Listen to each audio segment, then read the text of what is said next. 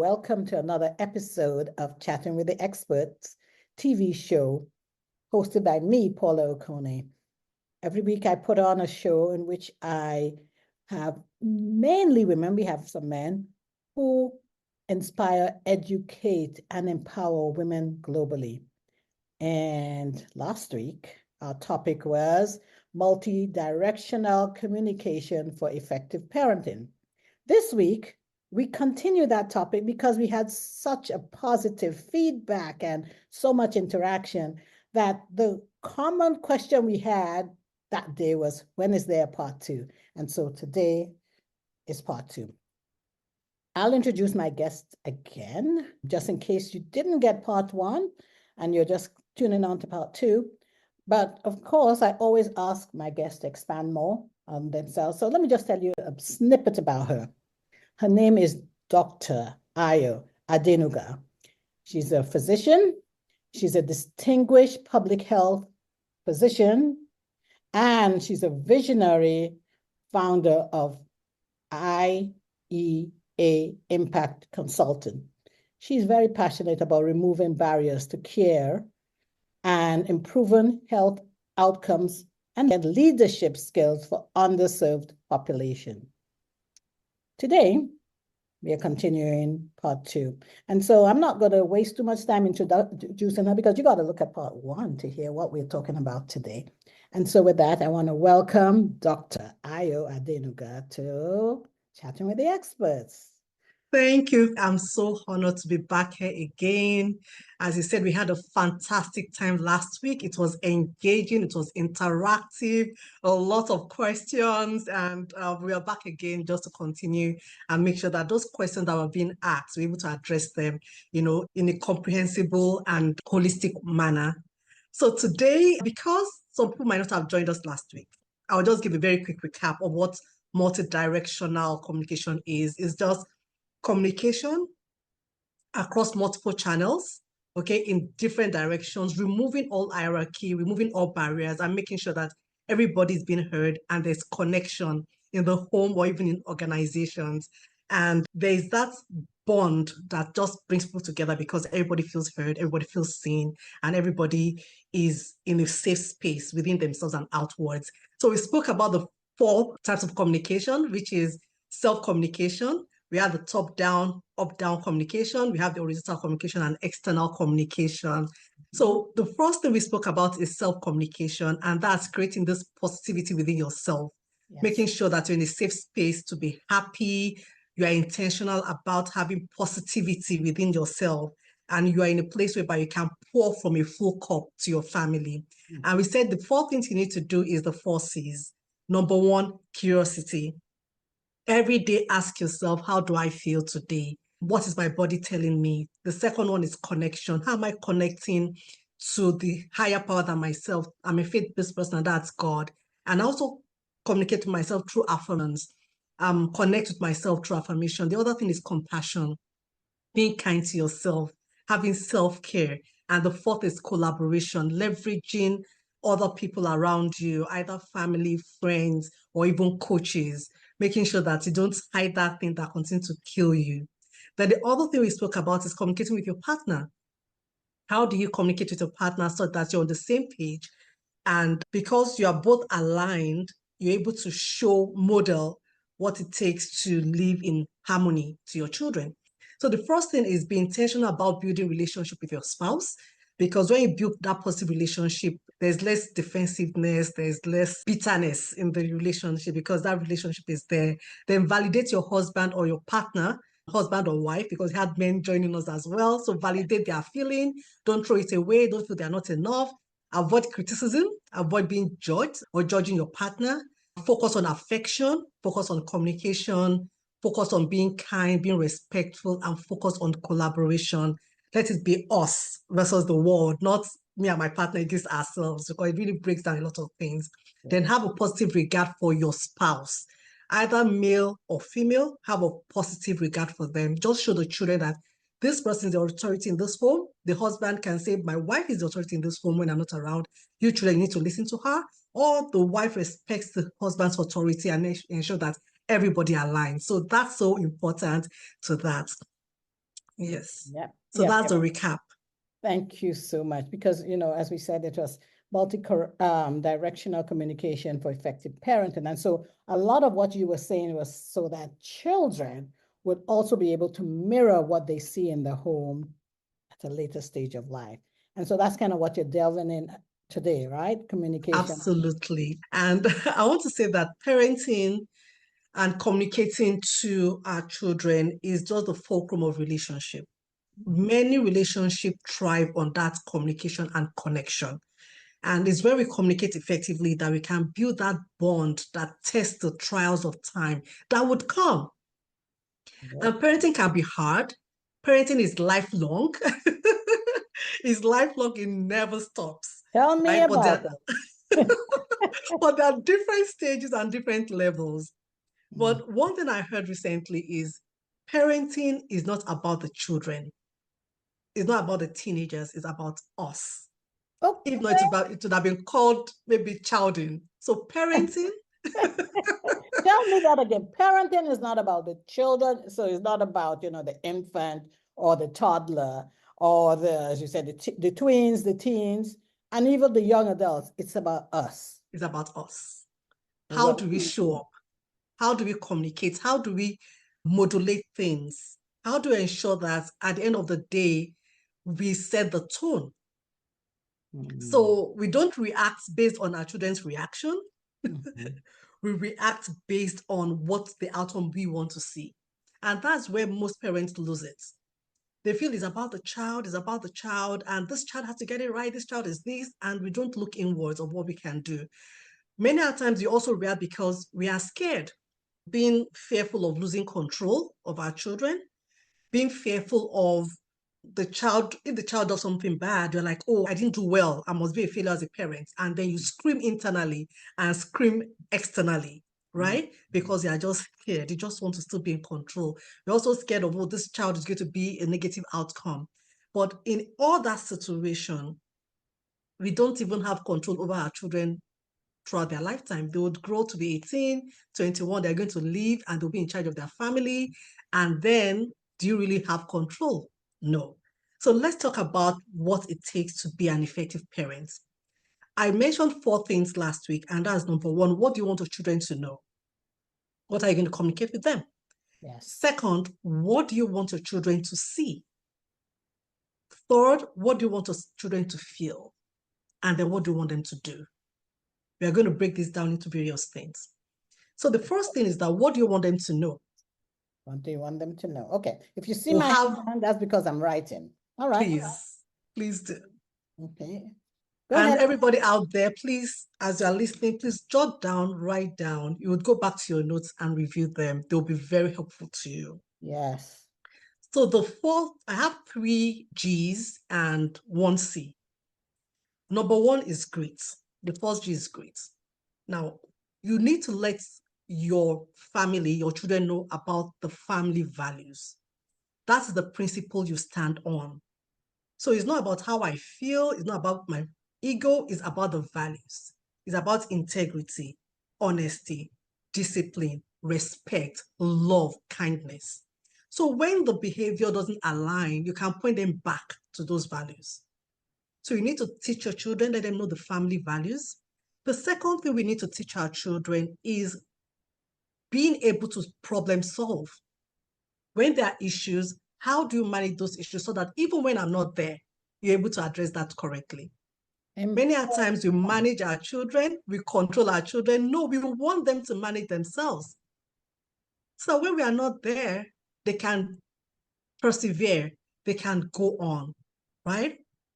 So those are the things that we want them to do, not to quit at any point in time, but to persevere. I'll give you a quick story.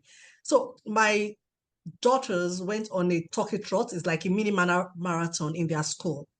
So we started running. I was just cheering them out. Hey, go girl, at the sideline. And all parents were doing that.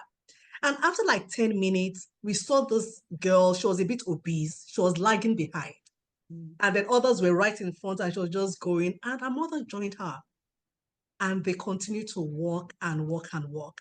And when they came down to where I was, standing cheering on, I didn't go on the marathon. But I now cheer the mother, well done, this is great. She was like, yes, I need to teach my child that she needs to finish what she has started. I need to make sure that she doesn't quit just because she's tired.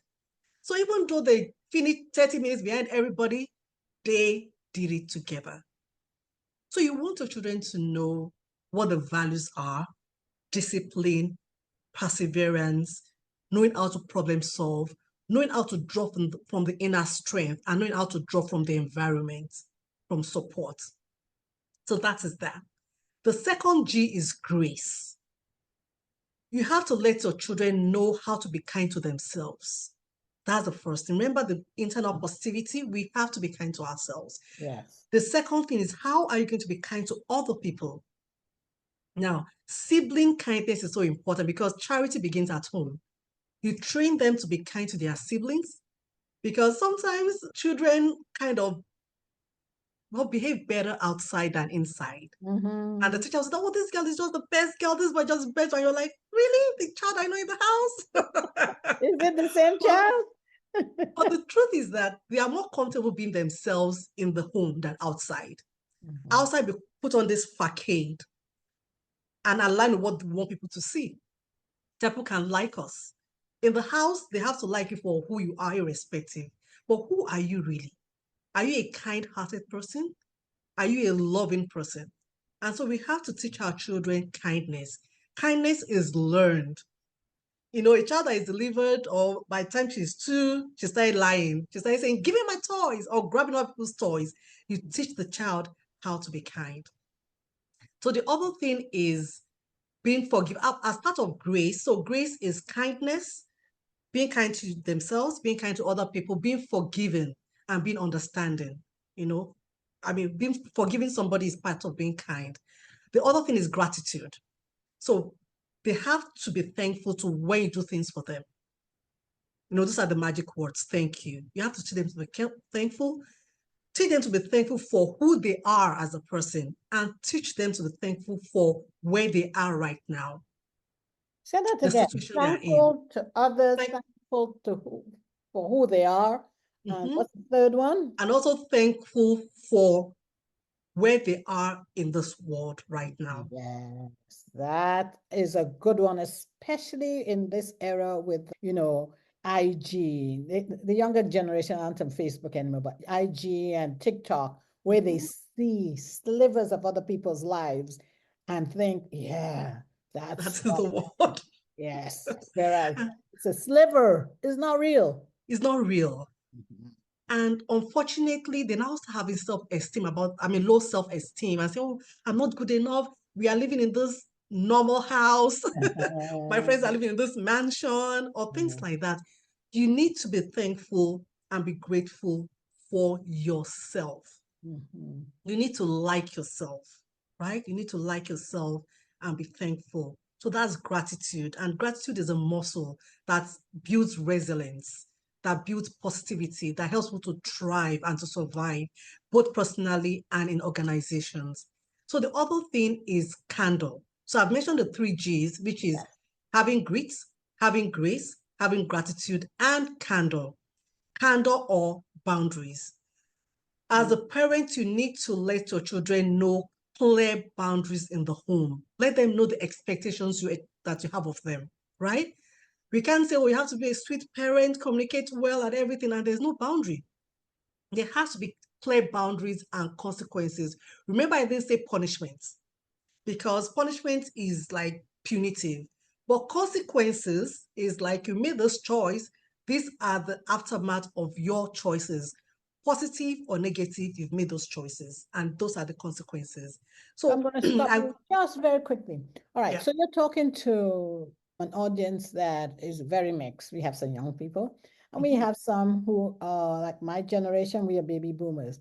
And as you said, parenting doesn't end once the child is 18, and they go, for a lot of us, especially as the immigrants, mainly watching the parenting is for life.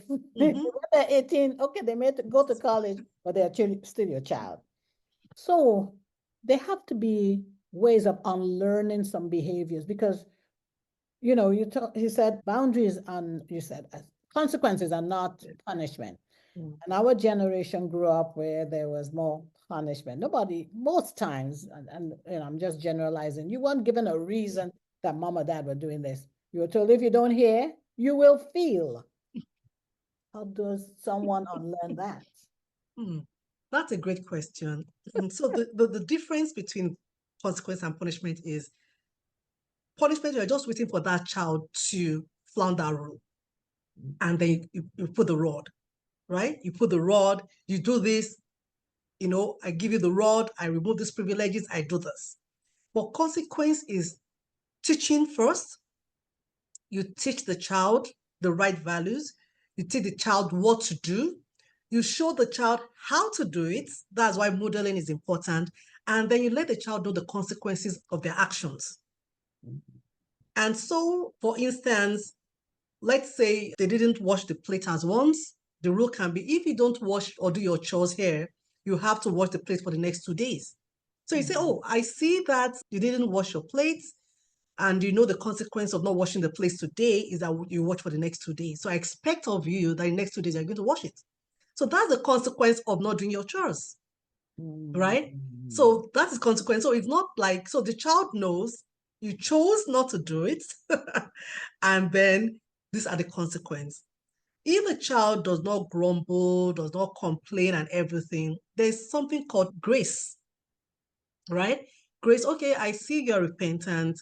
I see you did your chores quickly. Okay, we can step down from 2 days to 1 day, but they still have to pay those consequences because you can't have a back without a bite.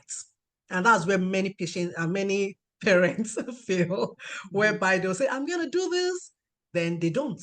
And so the child learn, if I do it, nothing's going to come out of it. Yeah. All right. So that's communicating with children. And you Yes. learned the 3 G's and 1C. I love all of that. What about communicating amongst themselves and with others? Yeah, that's very important. Now, communicating, even though I did mention what do you want them to see, what do you want them to know, I want to just quickly say that what you want them to see is about possibilities. Many children have very low self-esteem of themselves, but you want to let them know that they are made in the image of God. You want to let them know that anything is possible. You want to let them know that when they put their hearts to it, they can do it. You have to let them know that their confidence is rooted in God. With God, all things are possible, right? So please, as parents, let your children have that self-confidence they need in themselves. And many a times is from actions.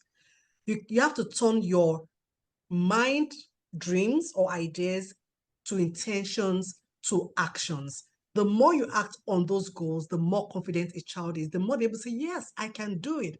I've done it before, I can do it again. And the children or the parents continue to let the children know, hey, you've done this before, you can do this again. And so you are that support system they have. And that communication with them quickly, how do you want them to feel? You want to let them feel loved. You want to let them feel appreciated. You want to let them feel worthy, feel safe, feel validated. And I want to quickly talk about the strategies, and that's going to your question. Communicating even from parents to the children, and that's actually verbal and non-verbal communication. So there are strategies for communicating positively and assertively with children. Now, let us move away from being judgmental, being accusatory, mimicking the child, criticizing the child, evaluating the child. The child does something, you're like, you're just this child, you're just a bad child, you're just a wicked child, you are irresponsible, you are senseless. No, don't call names. Don't make it about the person, make it about the situation, right? So we have to move away from judging to being descriptive in our communication. So I'm going to share a few things you have to do. Number one, when a child does something, and they would always mess up. Parents will mess up, children will mess up, but how can we make it better? They'll always make wrong choices, to be sincere. But what we can do is do 3 things. Number one, describe the situation or describe the behavior. I noticed you didn't lay your bed. I noticed you slammed the door. I noticed you were shouting just now. or I found this in your room, whatever it is, what is it about? Right? Show how you feel about it. Oh, I feel disrespected when you shout. I feel disrespected when you raise your voice at me. I feel disrespected when, so you don't say that. You say how you feel.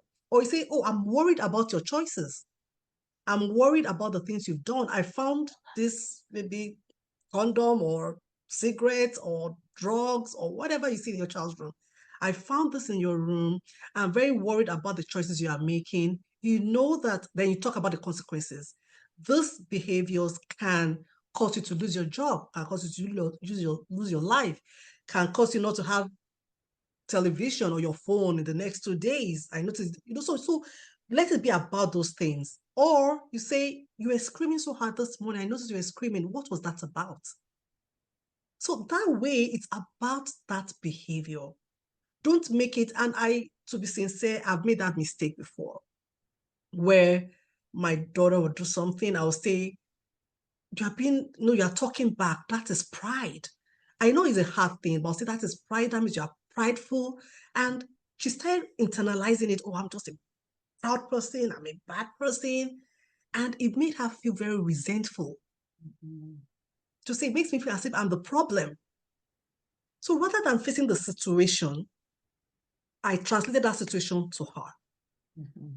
And I learned the hard way. And that's why I'm telling parents this as well.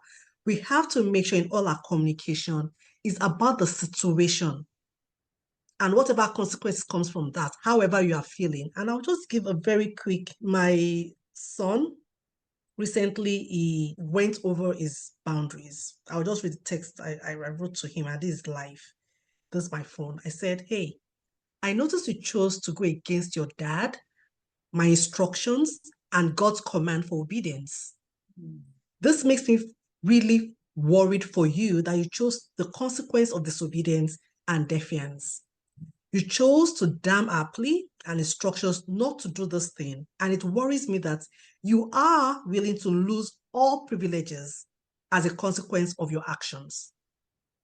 And then I told him what I expect. I expect you to come home at this moment, and I said, let the Spirit of God guide your decision. And he said, just one sentence, I will come home. Wow. So I didn't make it about, oh, why do you want to destroy your life? Why do you want to da? Of course, it takes learning, it takes skills. I was about to say yes. It took you some time to be able to practice that and put it into action with your children. Exactly, but it can be learned.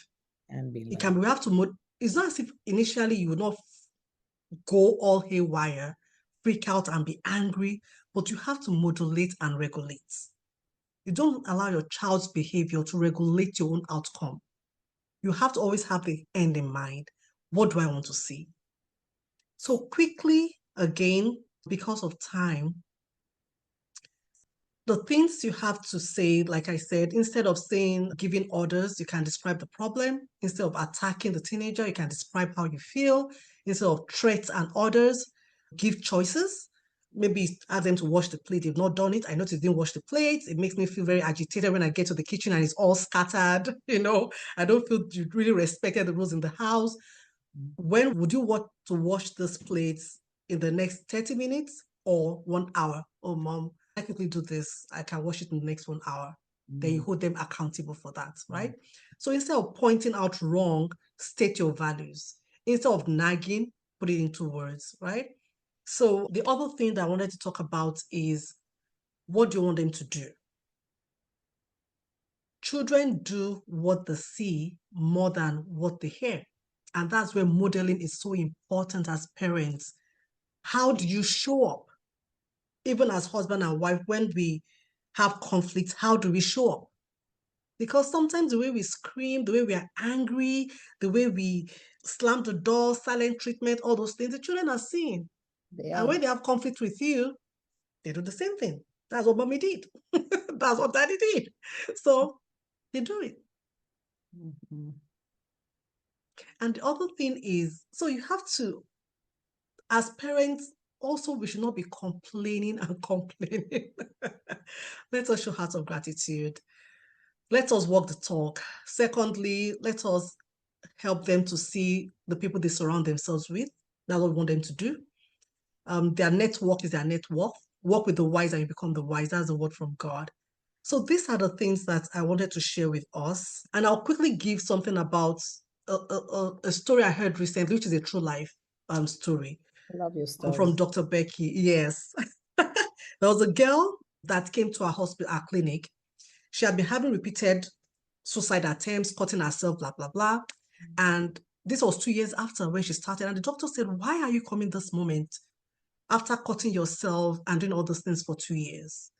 She said, well, my parents had been telling me to come to the doctor, but I told them that, do you feel I'm a problem? Do you feel I'm deranged? Do you feel I'm broken? I'm going to go to the doctor. I'm not going to say anything. And I'm going to waste your money. I'm going to be against you and all those kind of things. And the parents, out of fear, did not take her to the doctor.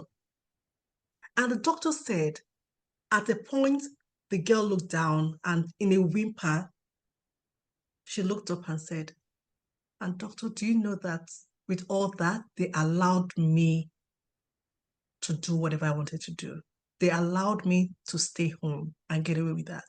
Can you imagine my parents, a teenage child, listening to my threat rather than giving me the things I really need, which was therapy 2 years ago? In other words, we parents are more fearful. We can set boundaries. We can let our child receive the care they ought to receive in a loving manner, right? Rather than always being scared and letting the child be in control. So communication is important. Boundaries are important. They will thank us for parents that have the right authority and influence rather than allowing them to just do whatever they have to do, especially before they turn 18 in the US. And even out of the US, I knew, and I didn't live in the US at that time, I knew a young lady who used to say, I go to my cousin's house rather than stay in my house because in my house, there's not much discipline. But I know when I come to my cousin's house, I can't get away with certain things, and I need that. She says, I love my mom, but I don't respect her.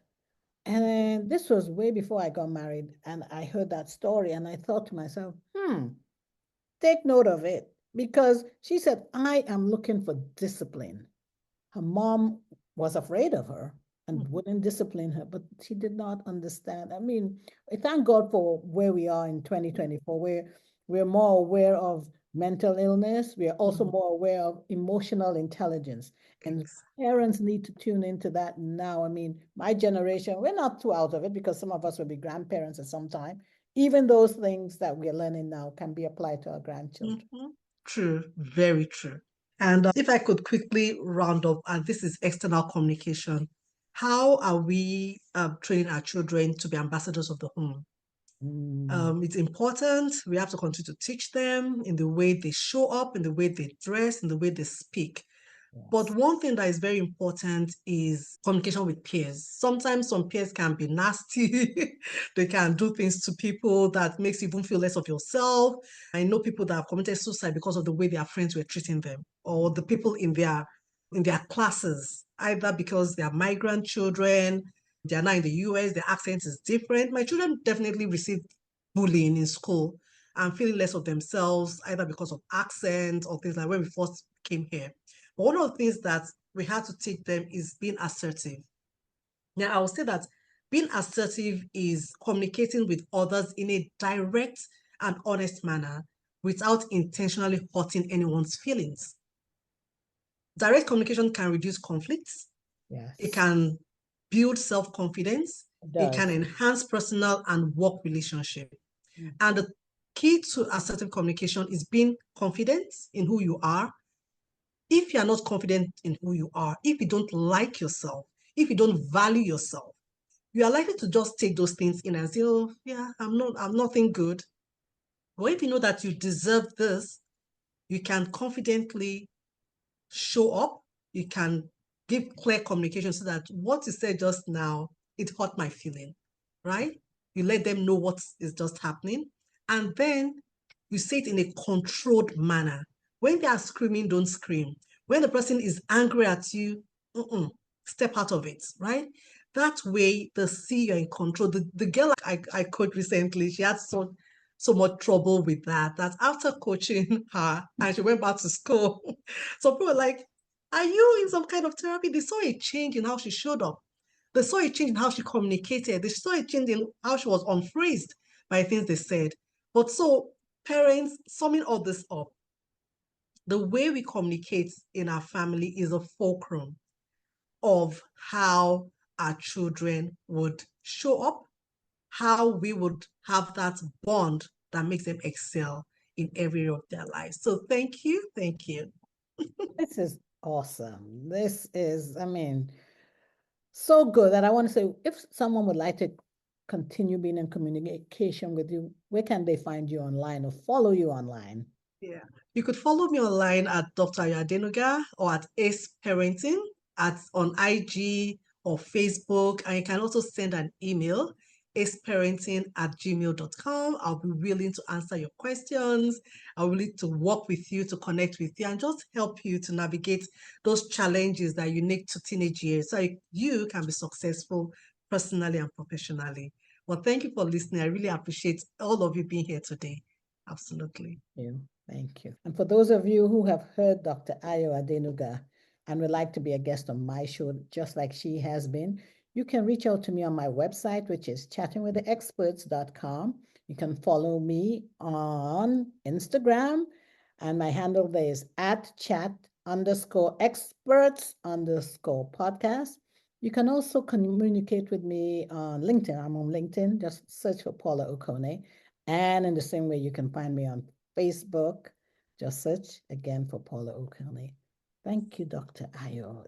You are great. And we say thank you for being a blessing to us, parents, grandparents who are listening, and the younger generation who are part of us as well. Thank you. Yeah, absolutely.